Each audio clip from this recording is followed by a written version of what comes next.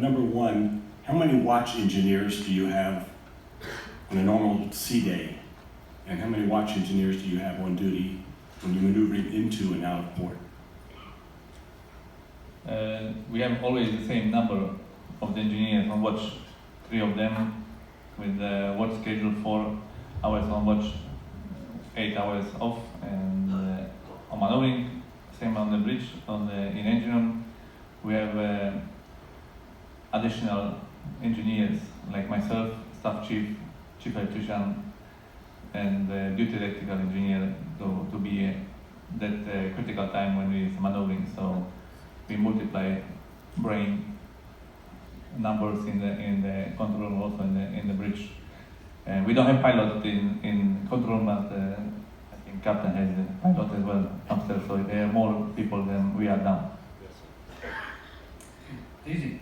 A little bit of a tangent. I'd like to hear your career, Mike. Oh, my career. I started as a dishwasher, and then I. Everybody believed that. Yes, I know. It was. Okay, so can I comment on that? I'm sorry, but if you looked at the structure, it's separate. The way it starts, you started whatever company in Royal Caribbean, and then you first become a hotel director, then you become a chief engineer, then you become a captain, and eventually, if you're lucky enough, you get to be director of the cruise. So that's how it works. That's director of the cruise, Mike. Yeah, no, I started as a DJ in 2001 and worked my way up. I have a degree back home in Canada in police foundations, which was used to be become a police officer, which I was for a short period of time, which I'm sure some of you came to the talk earlier. But yeah, no, started as a DJ, worked my way up, and yeah, been cruise director since 2005 or 2006. So. And Adrian and I actually worked together when he was guest services manager on, I don't know if that was Liberty or Adventure or something like that, but we've known each other for quite a few years. TT. Yeah, I asked Mike this question the other day, and it deals with the dirt of the ship. What do you do with rowdy folk, and how rowdy is rowdy to get them kicked off the ship, and what liability does the shipping company have with regard to those kind of issues? And then finally, who has jurisdiction to make decisions about felonious activities while on board? And what is your stateroom number? Just Well, I'm the one that take the decision if someone is too rowdy. And we do have we call it a brig on the ship. It's kind of a prison cell where we put people in if they're not behaving. And it's, I don't know how to answer what route. I think what you could do is you could meet up with the chief security officer later on, and you start to annoy him a little bit, and then you increase your level of annoyance, and you will find out when he will lock you in. Maybe to piggyback on that, Adrian, how do we? Yeah, the environment here, obviously, working with people is the most exciting job in the world, so we have seen everything to everything. Most of the time, we don't like to use the brick because it creates really an emotional impact. You can imagine if I take you from a guest stateroom with a balcony to that particular nice location is not really emotionally comfortable. Now, most of the time, we have the option of inviting guests to depart the ship at their own expense. We have an obligation also to report certain activities to law enforcement agencies in the ports of call. So, yeah, we have a structure that we follow and a dedicated team that handles that, and it's ultimately the captain's decision depending on the situation.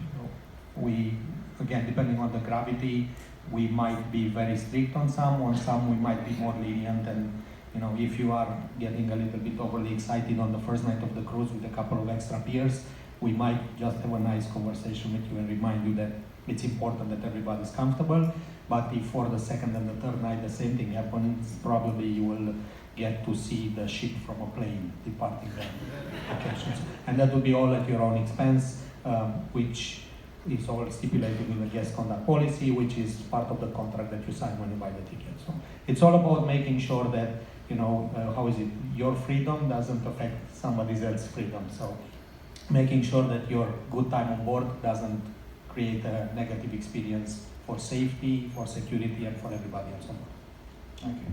I like the dirt questions. A lot of people like asking technical questions, but I like the dirty questions. There we go. What do we got, Daisy? This question could be for any one of you or all three of you, since you're all in the same boat, so to speak. I would imagine one of the hardest parts of your job would be being away from your family for months and months at a time, and I'm interested in how you handle that.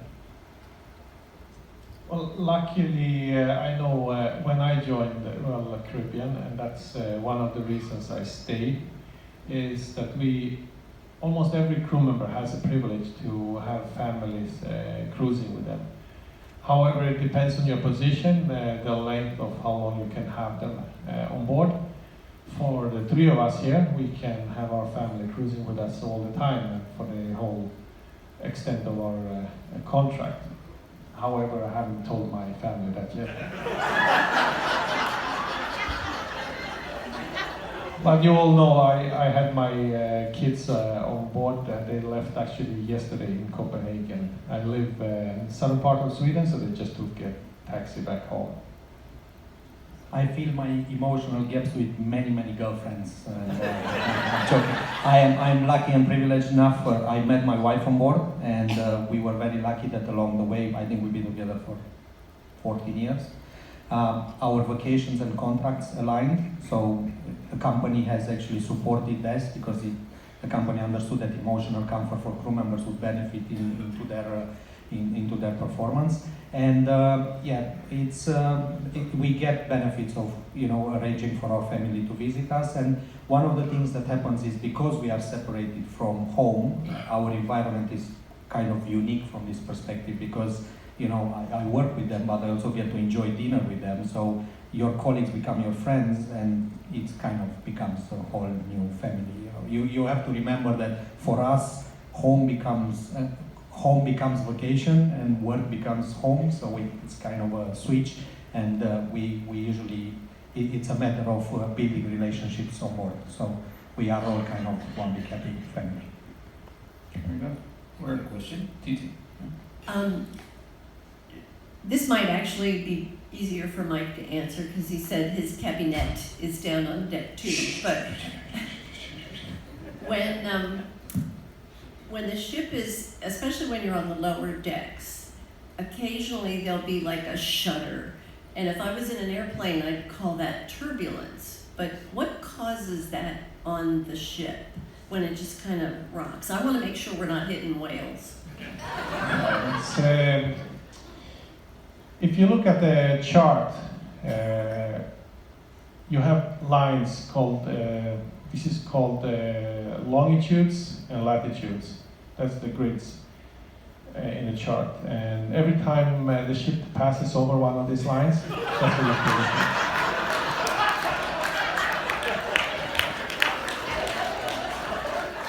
So we call crapulence.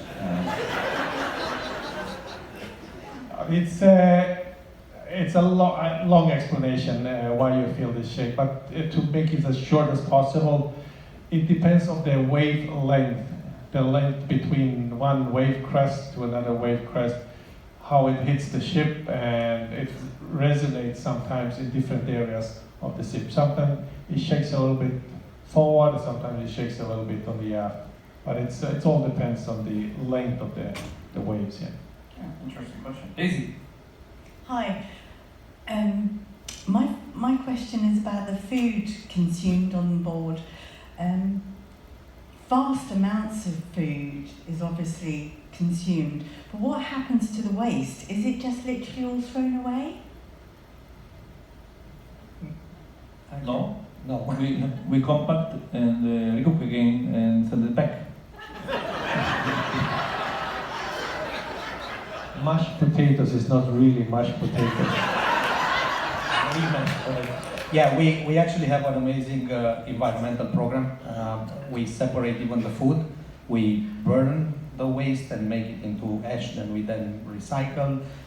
We have different processes, but our continuous lesson learned is to make sure that we personalize the amount of food that we order as much as possible to the amount of guests that we have on board, and we keep lessons learned and records of this, how we personalize the food ordering. I'll give you an example. For spring break, we know that there's going to be an increase in pizza and fries, so all of a sudden we're going to kind of raise the consumption of that. On certain other seasons, we know that there's going to be an increase in meat, and we kind of personalize that. So it's a continuous and ongoing effort to make sure that we order as much as we need, while taking into consideration that sometimes we might have to extend the cruise by a day, or we have to take certain risks there. But the ongoing challenge is to make sure that we personalize the amount as much as possible to avoid waste. Another question? Titi? Hi, my question is directed to everyone. Yeah, since the employees for Royal Caribbean have longevity, as you were saying yourself, the number of years, do they offer like pensions, benefits for all Royal Caribbean employees to keep them so that they'll stay? Actually, Royal Caribbean is probably one of the favorite companies to work with because of the recognition that the crew members get financially and with the life on board. While obviously there will be companies that in terms of salary might have a higher range, we probably offer better accommodations while on board. So we have found the right recipe to kind of maintain our crew members, and with all the competition around the companies, we have had a pretty good retention rate. So along the way, the recognition program is there, and the company continuously looks into taking care of us financially and emotionally and so on and so on. So it's a pretty good deal. Just to piggyback on that, there are stock options that we have quarterly, and then for me, there's no pension included with what I do, so I have a financial investor back home who looks after my money and makes sure that I'm going to be set up for when I retire. For the captain, if Malmo is your favorite port, it looks like you go to a lot of effort to avoid going past it on your way to Copenhagen, entering the Øresund from the other direction. Is there a reason? The reason is I'm born and raised, and I lived all my life in Malmo. And if I would pass closer to Malmo, I guess all my friends and family would herd over to the ship and wanted to go for a free cruise with me. The reason for this is there is a bridge between Copenhagen and Malmo, and the ship cannot pass underneath the bridge because we're too high. It's just a few feet too high, but mostly because the water is not deep enough. There is halfway between Malmo and Copenhagen there is a bridge, and halfway there is a tunnel underneath the water. And where the tunnel is, that's where the deep draft channel is. But it's only guaranteed to 8.5 meters, and we're drafting 8.6, 8.7 meters. So I would get stuck somewhere along. I know, since I'm from this area, I know in fact that it's actually 9 meters. So we would have 1 or 2 feet of clearance, but that's not safe to navigate with that limit clearance, and that's why we have to go around. Also, when the ship is doing speed, and if you really have shallow water, it kind of gets sucked down. It's called a squat effect. So it gets, even though it looks like you would be able to pass, but if I would do only 10 knots with the 2 feet of clearance, the ship would be sucked down at least 1 meter. So I have to go around. It's much longer, and I know that the chief is crying because we're spending much more fuel going around the whole Denmark, but that's the only option. Thank you. Another question from the subset? Yes, chief engineer, as far as I was on the ship years ago, and I believe it's jet engines. So what are the brand of the jet engines, and how many do you have? And I don't know, I found it interesting, the propeller system that rotates. You want to elaborate a little bit on that? Yes, on this ship we have only 2 engines, gas turbine engines. We have altogether 3 diesel engine, which we use generally in the port because it's enough sufficient to supply enough power for the port consumption. At sea we use the gas turbines. We have 2 of them produced by GE, and generally I don't remember which plane it's using there because they're also all commercial engines, so also used by the planes. They are 25 megawatts each, so in the horsepower is around 36,000 horsepower each of the engine, and pretty good engines. I spent all my career on Royal Caribbean on these engines, and I can tell you, whoever is coming from the diesel engine ship, first contract cry, why only 2? When I have 6 engines there, better and this and that. And after that first contract, he said, you know what, I waste my 15 years on these bloody diesel engines because this is much better. And we have azipods as most of the ships, Royal Caribbean, the newest one, we have the azipods, so they act as a regular rudder when we are sailing at sea.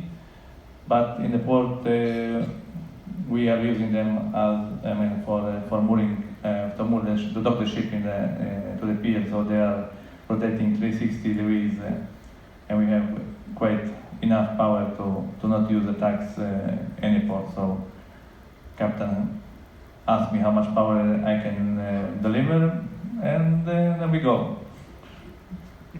I think that's good enough explanation, I hope. Thank you, Chief. Easy. I've got a question for the captain and then a question for all of you. For the captain, which is technically the hardest port to have to navigate? And then for everyone, is there somewhere in the world that you haven't been to that you would like to bring a ship to? The hardest port to dock the ship, I would say, in this summer itinerary that we're doing right now, there is no ports that we've been to this cruise that I think it's particularly difficult. It's quite simple, and they're safe, all of those ports. But the other itinerary, and we will also stop there during the crossing, it's Dublin. It's quite narrow. You have to go up in a channel and stop there and then back around. I have about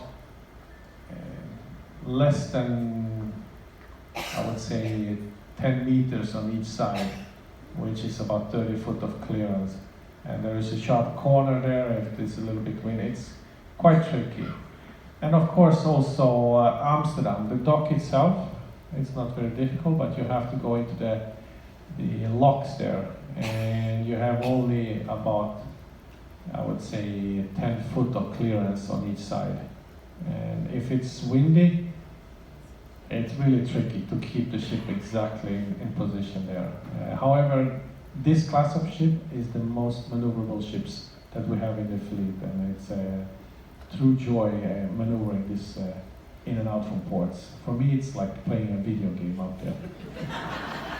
No extra lines up. So favorite port that you haven't been to, or a port that you're looking to go to? I have been most parts of the world. However, I've never been to Australia and New Zealand. So that's something that's on my bucket list. I have to be assigned to a ship that goes in. All right. Okay, I can hear that you're from there. And I'm trying to be as bad as I can as my job, so I will get a smaller ship that will reach to Galapagos Island eventually. So I'm looking forward to that. Another question from Southside. Who determines the port schedules, not so much the actual destination, but the time schedule? I feel like sometimes the stops are so short by the time you get off the boat and you get a transportation to the town, you have like 3-4 hours. Can we start earlier and stay later, or who determines all that? That's all determined by our deployment from Miami. So they decide which ports we're going to and how long we're going to stay in those ports. However, they consult with the ship how long they can stay in the ports. In some ports, like if you have very high speed between two ports, you can't stay too long because then you cannot reach to the other port in a certain time. We try to arrive to most ports around 7, 8 or 9 o'clock in the morning. Any ports that we arrive later, like after 11 o'clock, you kind of lose half the day already. So that's why if the speed is really high between those two ports, then we have to leave a little bit earlier on the previous ports. However, I stayed a little bit longer in Helsinki, gave you 2 more extra hours, and I'm not supposed to do that. I was thinking, should I ask somebody in Miami if I could do it? There is always a risk that they would say no. So if I don't ask, nobody would say anything. So I didn't do any impact. I was consulting with the chief engineer if we're going to spend more fuel, if we leave a little bit early because we have to go faster. But because we have this type of engines, they're actually most efficient if we go a little bit faster. So we actually saved a little bit fuel by staying a little bit longer, and we got 2 extra hours. I'll tell you, that's the first time that's happened all season, so thank you, Captain. I know our guests appreciate it. Well, superb. Very nice. This might be a bit of a nasty question. It's, well, given where the ship is heading next. And this is to the captain, and I'm not sailing on, getting off in Amsterdam, but I did hear there's a bit of nasty weather heading or blowing up around where the ship is heading. Possibly within the next 12 days there'll be a hurricane or something there. What's the ship's plans in that event? You know, what can the ship do? Are there different courses the ship can take to get there? Can you just hold or stay or wait it out or what? There is different options. So there is always a risk of encountering bad weather when you cross the Atlantic or any other ocean for that matter. However, any of those big weather phenomena like a hurricane or a storm are visible for us several days before, usually a whole week before. And they're developed actually in the west coast of Africa, and then they travel as a tropical wave, eventually to tropical storm, and then a hurricane. It comes to the Caribbean and the Mexican Gulf, and then it wears up north and usually ends up following the east coast of USA and eventually ends up in northern Europe. So it's a big weather system that covers the whole northern Atlantic. But those weather phenomena are visible at least a week before. And we're tracking them, and if I see that it's developing to really bad weather, then I can either speed up or I can slow down, let it pass me. And a straight line between, let's say, when you cross Atlantic, you have 2 kind of straight lines. If you draw a straight line on a paper map, it's actually not a straight line in reality. Something called a rhumb line and a great circle. So if I use the great circle, which in a paper map looks like a curve, but it's not because the Earth is round, it's actually the shortest way, but I would end up much more north. And if I see that I will encounter bad weather there, then I will use the rhumb line, which is a little bit longer, but I will go more south. So we're following this. We actually employed a chief meteorologist in the office in Miami, and he's sending us latest update at least 4 or 5 times per day with all the weathers, not only in the Caribbean, but all over the world where we have our ships deployed.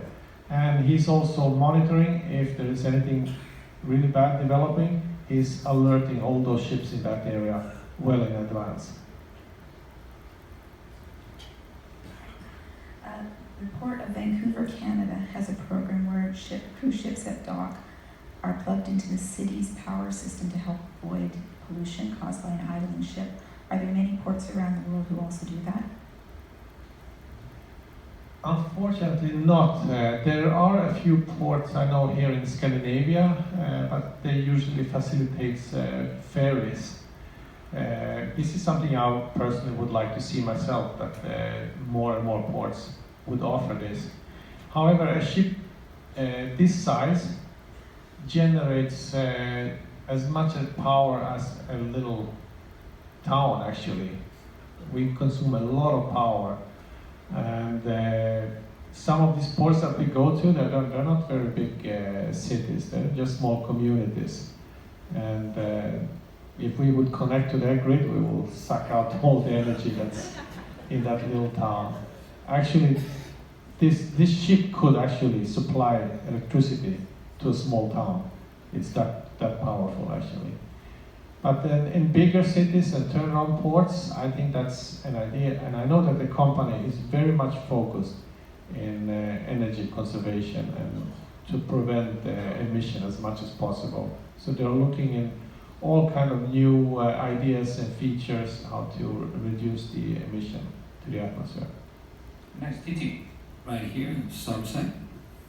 Follow up to the weather question. A few years ago, we were on Legend and we did the canal, and the captain said that due to the weather and the currents, that area out of the canal, we had 15, 20-foot waves. Are there areas around that due to the combination of weather and current, you always know ahead of time it's going to be a little rough? Yeah, it is.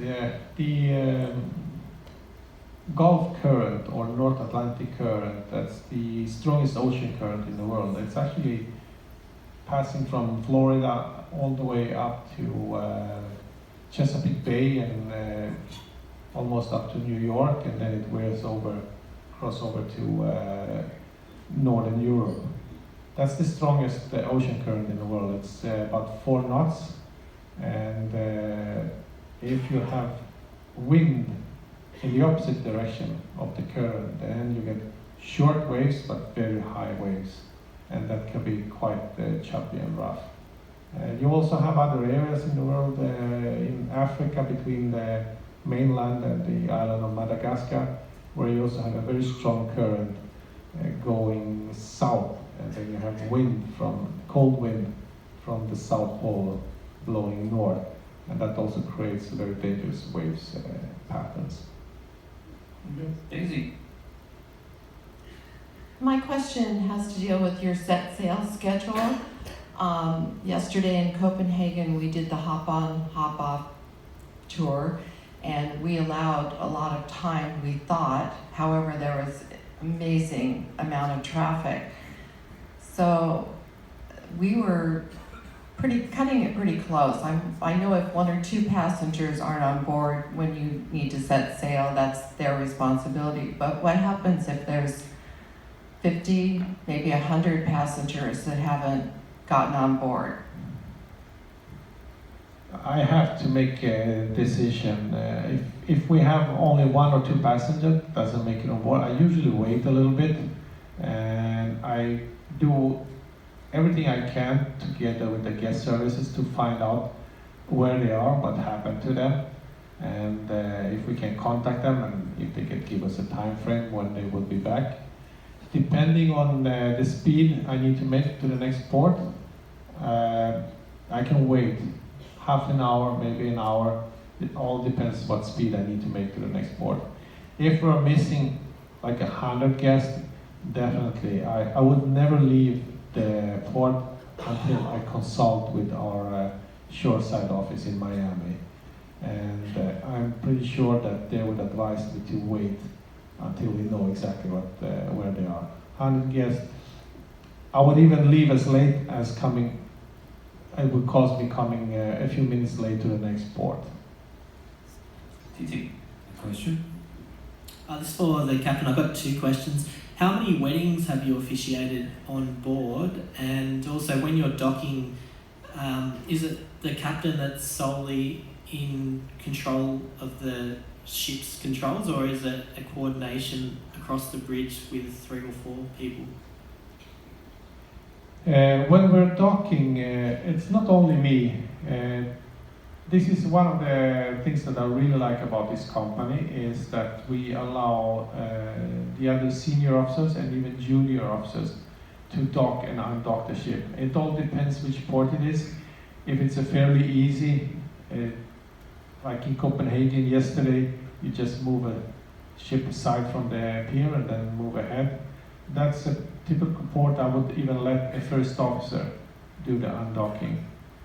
If it's a more challenging port, I'll do it, but I even let the staff captain do some of the challenging dockings, because eventually he will be promoted to a captain one day, and the day he will be promoted to a captain, he needs to be ready already. So that's not time for him to start practicing the maneuver, so he should be fully trained.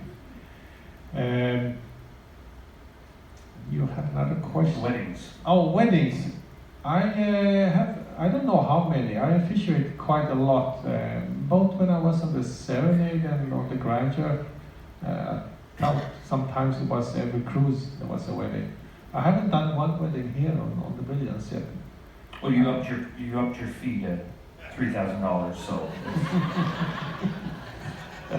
Could be. I actually, a funny story.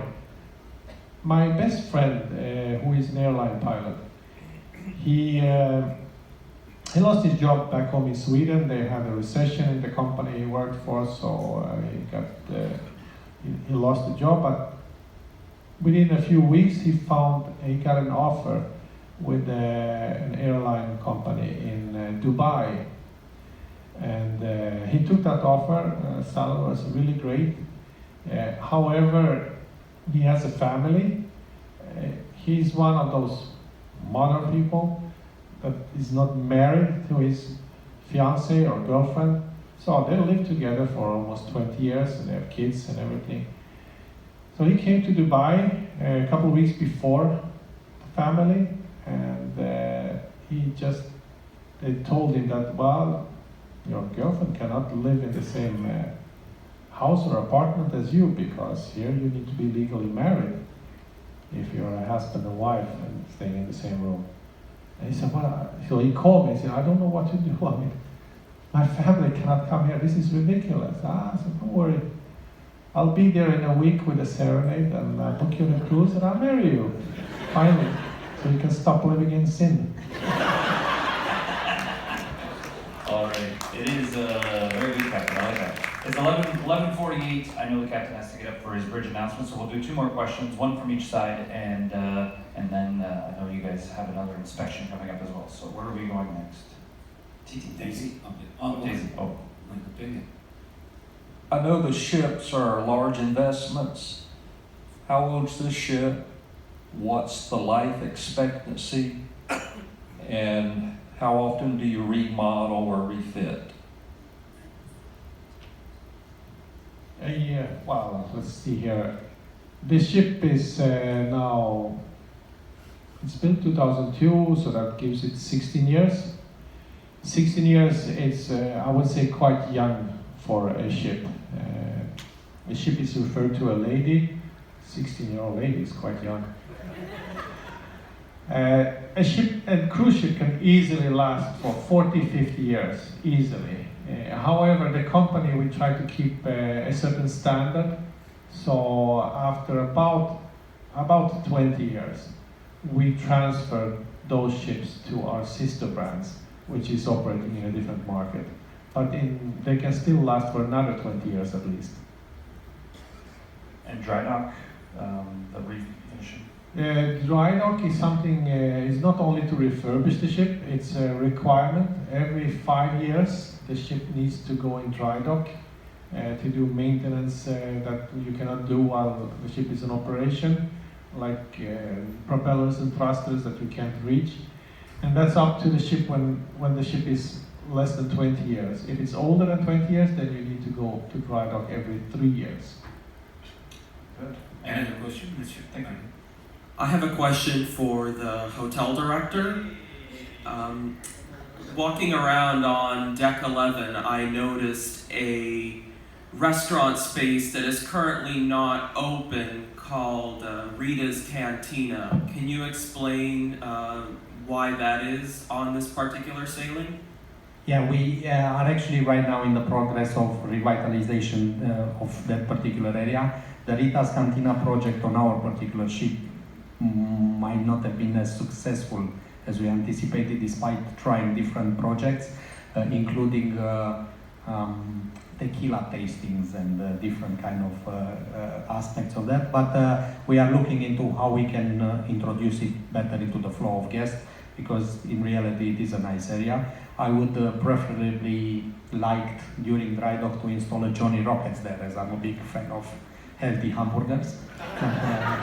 But that comes with different other aspects. But the office is looking at the flow of guests in different venues, and we'll eventually together will come up with a solution on how we can introduce it. As right now it serves more as an overflow for the windjammer, so it's not really doing us any favors, and we have to compromise manpower there that is really kind of zero value. So I thought it was because Rita went for vacation. That's why it was.